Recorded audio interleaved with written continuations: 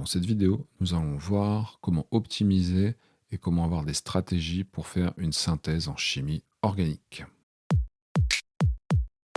Alors, on va commencer par voir comment optimiser une étape de synthèse. Alors, optimiser, ça veut dire améliorer. Qu'est-ce qu'on peut améliorer quand on fabrique des molécules? On peut augmenter la vitesse de formation des produits, par exemple. Ou on peut augmenter le rendement de la transformation, ou les deux. Alors, on va voir comment on peut améliorer ces deux paramètres.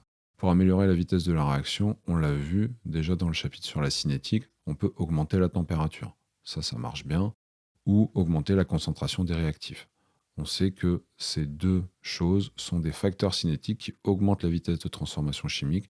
En effet, la température augmente l'agitation des molécules et la concentration va augmenter le nombre de molécules ou le nombre d'ions dans un certain espace. Et donc, dans les deux cas, les molécules vont se collisionner plus souvent et on sait que c'est ça qui va accélérer la réaction chimique. On peut aussi utiliser un catalyseur qui va être de la matière qui sera là pour accélérer la réaction. On sait qu'un catalyseur, il est là au début et on le retrouve intact à la fin, même s'il s'est transformé au milieu. Pour optimiser le rendement, comment on va faire? On va déjà regarder la définition du rendement. Le rendement, c'est la quantité de matière formée, X formée, divisé par X max, qui est la quantité maximale si la réaction est totale. Pour augmenter la quantité de matière formée, il faut former plus de produits. Si on regarde notre réaction, on a deux réactifs R1 et R2 et deux produits P1 et P2. Petit R1 et petit R2 sont les coefficients stoichiométriques, petit P1, petit P2 sont les coefficients stoichiométriques. Le quotient de réaction s'écrit concentration du produit 1 à la puissance de son coefficient stoichiométrique multiplié par la concentration du produit 2 à la puissance de son coefficient stoichiométrique divisé par la concentration du réactif 1 à la puissance de son coefficient stoichiométrique fois la concentration du réactif 2 à la puissance de son coefficient stoichiométrique.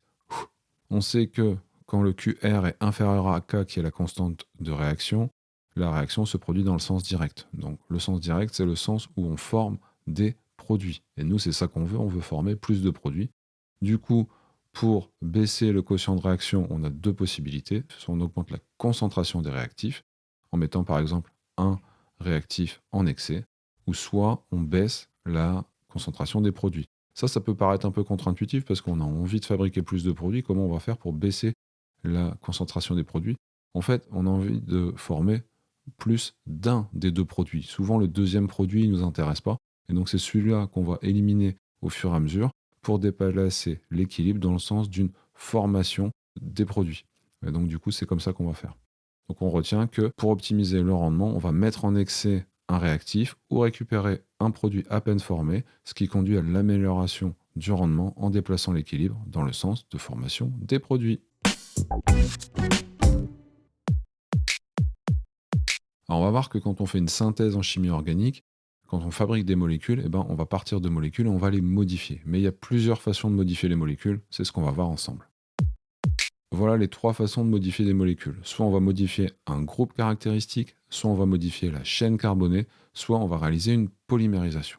On va détailler ça à la suite. Modification de groupe caractéristique, qu'est-ce que ça veut dire? Par exemple, on a un alcool. Ici, on a 1, 2, 3 carbones, donc c'est du propanol. Et on va le modifier en cétone. Ici, on a 1, 2, 3 carbones. C'est une cétone, c'est du propanone. Modification de la chaîne carbonée. Alors, dans ces cas-là, on a par exemple notre alcool, qui est du butane de Hall, et on a ici à droite maintenant du butanol. Donc on a déplacé la fonction alcool pour qu'elle soit plus au même endroit. La chaîne carbonée est différente. La polymérisation, on connaît, on a par exemple du propylène et on va les accrocher ensemble pour former du polypropylène. Donc voilà ce qui peut se passer lors d'une synthèse organique. On peut modifier soit les groupes caractéristiques, soit la chaîne carbonée, soit on peut polymériser. Pour y arriver, il y a trois types de modifications. Soit on va réaliser une addition, une élimination ou une substitution. Alors on va détailler ces trois types de réactions chimiques. Une addition, c'est quand deux molécules au moins réagissent pour en former une plus grande. Donc ici par exemple, on voit qu'on a deux molécules dans les réactifs, on en a une seule dans les produits. Donc là, on a fait une addition. L'une des deux molécules de départ contient au moins une liaison double ou une liaison triple. C'est comme ça qu'on va réaliser une addition. D'accord? On voit qu'au début, on a une liaison double. Et donc, c'est ça qui a permis l'addition. Donc du coup, la liaison double, elle va se séparer, elle va libérer deux bras. Il y a un des bras de l'oxygène qui va récupérer le CH3 et il y a le bras du carbone qui va récupérer le OH. C'est comme ça qu'on va former la molécule qui est à droite.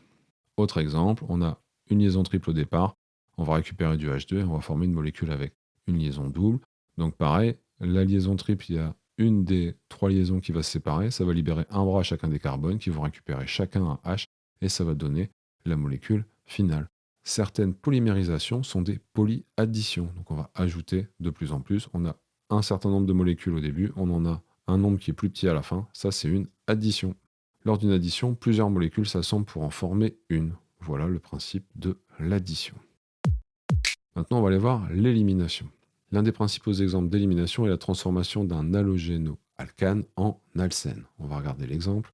Donc on a notre halogénoalcane avec un chlore et on va la faire attaquer par une base HO-. Là, on est en formule topologique, donc on n'oublie pas qu'il y a un H qui est caché ici, et le H qui est caché, il va intéresser la base. Donc la base va récupérer le H pour former de l'eau, mais du coup, il y a le doublet du H, il va aller se mettre pour former une double liaison au milieu, et le chlore, il va récupérer le doublet pour former l'ion Cl-. Donc voilà ce qui va se passer. On va avoir une double liaison qui se forme au milieu, une molécule d'eau et un ion Cl-. Donc on voit que dans une élimination, au départ, on a deux molécules et à l'arrivée, on en a trois. Donc quand on réalise une élimination, il y a plus de molécules à la fin qu'au début. Alors que dans une addition, il y a plus de molécules au début qu'à la fin. Et dans une substitution, il y en aura autant au début qu'à la fin. Une réaction de substitution est une réaction organique dans laquelle un atome ou un groupe d'atomes d'un composé chimique est remplacé par un autre atome ou groupe d'atomes. Par exemple, ici, on a un alcool et HCl. Ce qui va se passer, c'est que les deux groupes-là, ils vont se substituer et on va avoir un halogénoalcane avec du chlore et une molécule d'eau. Dans une substitution, on a deux molécules au départ, deux molécules à l'arrivée. C'est comme ça qu'on retient. Dans une addition, on a plus de molécules au début qu'à la fin. Dans une élimination, on a plus de molécules à la fin qu'au début. Et dans une substitution, on en a autant au début qu'à la fin.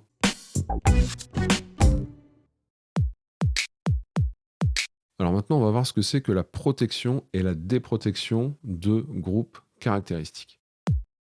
Alors, lorsqu'on utilise des molécules polyfonctionnelles, comme les acides aminés, deux réactions sont possibles. En effet, dans une fonction acide aminé, on a la partie acide et la partie amine, et c'est le doublet non liant de l'amine qui va aller réagir avec le carbone qui porte et la double liaison O et l'oxygène qui est relié ensuite au H. Donc, par exemple, le doublet non liant de cette amine peut aller attaquer ce carbone-là, ou le doublet non liant de l'autre amine peut aller attaquer ce carbone-là. Le problème, c'est que on n'a pas forcément envie que toutes les molécules se forment, que toutes les réactions soient possibles.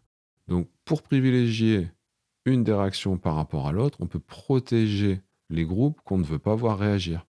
Donc, par exemple, si on veut que seulement la réaction en rose ait lieu, du coup, on va protéger le groupe acide de la molécule de gauche et le groupe amine de la molécule de droite. Comme ça, ils ne pourront pas réagir.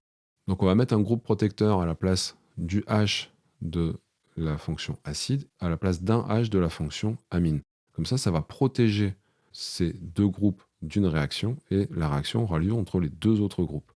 Donc le composé servant à protéger le groupe protecteur doit réagir sélectivement avec la fonction à protéger, être stable lors des réactions suivantes et pouvoir être enlevé facilement après la réaction. Et il faut que la réaction de protection et de déprotection ait un très très bon rendement. Parce que sinon, si le rendement n'est pas bon, du coup, ça va faire baisser le rendement global de la réaction. Donc voilà ce que ça donne. Une fois qu'on a fait la réaction entre nos différentes molécules avec les protections, voilà ce que ça donne. Et à la fin, on enlève les protections et on a formé la molécule qu'on voulait.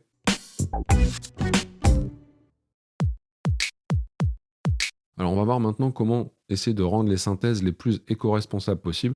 La chimie du carbone, c'est une chimie qui peut être très très polluante. Alors les industriels essayent de faire en sorte d'améliorer les choses. Il y a des pistes, on va voir lesquelles. Donc pour atteindre la chimie verte, il y a plusieurs principes qui sont représentés ici. Par exemple, la limitation des risques d'accident, les économies d'atomes, la synthèse chimique moins toxique, utiliser des solvants moins polluants, baisser les dépenses énergétiques. Bon, il y en a tout un tas qui sont représentés ici. On va se focaliser sur quelques-unes. l'économie d'atomes, c'est-à-dire qu'on va utiliser des réactions d'addition plutôt que de substitution ou d'élimination, donc qui permet d'économiser les atomes, donc ça c'est plutôt pratique, et on va recycler les matières premières. C'est comme ça qu'on va faire des économies d'atomes. Si on a des atomes qui sont déjà là dans une molécule, on va essayer de prendre des molécules qui ont déjà un certain nombre d'atomes. Et ça c'est un principe qu'on va retrouver dans la vie de tous les jours, de manière générale. La catalyse peut être aussi intéressante parce qu'elle va permettre d'économiser de l'énergie. Avec une catalyse, on n'a pas besoin de chauffer, par exemple, donc c'est plus intéressant d'utiliser un catalyseur que de chauffer pour améliorer la vitesse de la réaction. Après, si on doit chauffer, on peut utiliser d'autres méthodes de chauffage moins énergivores, comme par exemple le chauffage au micro-ondes plutôt qu'avec un chauffe-ballon. Donc voilà, donc tout ça, ce sont des principes. Dans les exercices de bac, on va parfois vous montrer plusieurs protocoles et on va vous demander laquelle des stratégies conduit à une synthèse la plus éco-responsable possible. Donc il faut regarder les économies d'énergie, il faut regarder aussi est-ce qu'on économise des atomes, voilà. Est-ce qu'on utilise aussi des solvants qui sont moins polluants? Si on peut utiliser un solvant autre que le cyclohexane, c'est plutôt mieux. Donc voilà un peu les principes qu'il faut regarder et on va aller voir ça dans les exercices.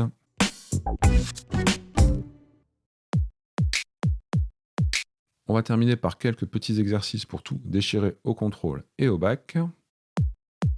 Alors, dans l'exercice 1, qui est tiré d'un sujet de bac de 2016, la tyrosine est un acide alpha-aminé présent dans de nombreux aliments. Elle participe à la synthèse des protéines au sein du corps humain, en particulier les endorphines. Donc on vous demande d'abord d'identifier les 3 groupes caractéristiques présents dans la tyrosine. Vous pouvez faire pause et ensuite on corrige. Alors les groupes caractéristiques, il y en a 3. Le premier OH, c'est un alcool. Le NH2, c'est une amine. Et le COOH, c'est un acide carboxylique. Alors, la première étape de synthèse de la tyrosine au laboratoire correspond au bilan suivant. On vous demande de préciser le type de réaction à laquelle appartient cette étape. Vous pouvez faire pause et ensuite on corrige. Donc, on a 2 molécules au début, 2 molécules à la fin. C'est donc une substitution. Quand on a le même nombre de molécules au début et à la fin, c'est une substitution. Ensuite, on vous dit que la glycine et la tyrosine réagissent pour former un dipeptide. On vous demande d'écrire le bilan de cette synthèse, donc le bilan de la réaction de ces 2 molécules. Vous pouvez faire pause. Donc ces 2 molécules vont réagir. L'azote de la deuxième molécule va réagir avec le carbone de la première, par exemple, et ça va former ceci. Donc il y a une molécule d'eau qui va être éjectée de cette réaction. Alors, on vous dit que la glycine et la tyrosine réagissent pour former un dipeptide, ça on le sait, mais sans aucune précaution particulière lors de cette synthèse. Précisez le nombre de dipeptides différents possibles. Vous pouvez faire pause et ensuite on corrige. Bon, alors en fait, il y en a 4. Parce que on peut faire réagir une glycine avec une tyrosine avec une glycine, 2 tyrosines entre elles et 2 glycines entre elles. Alors, on va regarder comment. Ça peut être la fonction amine de la glycine qui va attaquer la fonction acide de la tyrosine. Premier dipeptide. Ensuite, ça peut être le contraire. Ça peut être la fonction amine de la tyrosine qui va attaquer l'acide de la glycine. Ensuite, ça peut être la fonction amine d'une tyrosine qui peut attaquer la fonction acide d'une autre molécule de tyrosine.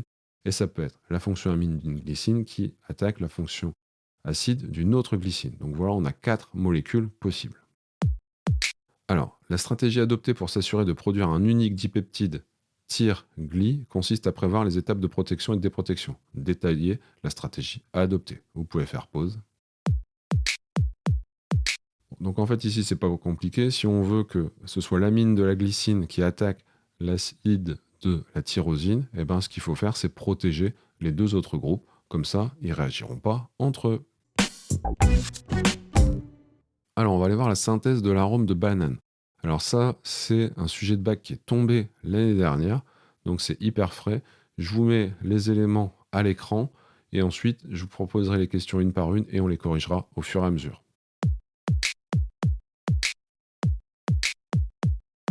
Première question, nommez les étapes 2 et 3 du protocole qui est ici, juste au-dessus. Vous pouvez faire pause et ensuite on corrige. Alors, l'étape 2, on voit que c'est le mélange échauffé à reflux puis refroidi à la température ambiante. Bon, là, il y aura une transformation chimique, étant donné que quand on met en contact les 2 réactifs, ben, il va se passer une transformation chimique. L'étape 3, c'est une extraction et une purification du produit. En effet, la phase organique est lavée avec une solution aqueuse saturée de chlorure de sodium, puis avec une solution aqueuse d'hydrogénocarbonate de sodium. La phase organique est alors séchée à l'aide de sulfate de magnésium anhydre. Donc en fait, on a extrait la phase organique et ensuite on l'a purifiée en la nettoyant. Alors voici une série de 5 questions. On va y répondre au fur et à mesure. Donc préciser le sens du mot catalyseur, préciser l'utilité du montage de chauffage à reflux dans ce protocole. Lors du second lavage de l'étape 3 du protocole, on observe un dégagement gazeux. À l'aide des données, proposer une explication à cette observation et justifier l'utilité de cette étape. Et enfin, déterminer le réactif limitant du protocole A, puis calculer le rendement de la synthèse réalisée dans ce protocole. Vous pouvez faire pause et ensuite on corrige. Alors, le sens du mot catalyseur, c'est une espèce chimique qui permet de réduire la durée d'une transformation, tout simplement. L'utilité du montage de chauffage à reflux, le montage à reflux permet de chauffer le mélange. Or, la température est un facteur cinétique qui permet de diminuer la durée de la transformation. Par ailleurs, les vapeurs étant liquéfiées par le réfrigérant, on évite les pertes de matière. Donc voilà le principe du chauffage à reflux. Si il n'y avait pas le réfrigérant, les vapeurs partiraient et on perdrait énormément des produits formés. On doit proposer une explication au fait qu'il y a un gaz qui s'échappe. En fait, la formation du gaz est liée au couple acide-base CO2, H2O, HCO3-. En fait, la base HCO3- réagit avec l'acide éthanoïque, si celui-ci était introduit en excès, soit avec l'acide sulfurique, qui est le catalyseur non consommé. Et il se forme alors l'acide conjugué CO2H2O qui provoque un dégagement gazeux. Cette étape permet aussi d'éliminer le catalyseur ou l'acide éthanoïque en excès. Alors, déterminer le réactif limitant. Donc là, je vous ai remis en haut l'équation de la réaction et il faut trouver le réactif limitant. La quantité de matière du premier réactif, c'est la masse divisée par la masse molaire. La masse, c'est la masse volumique fois le volume. Et la masse volumique, c'est la masse volumique de l'eau fois la densité.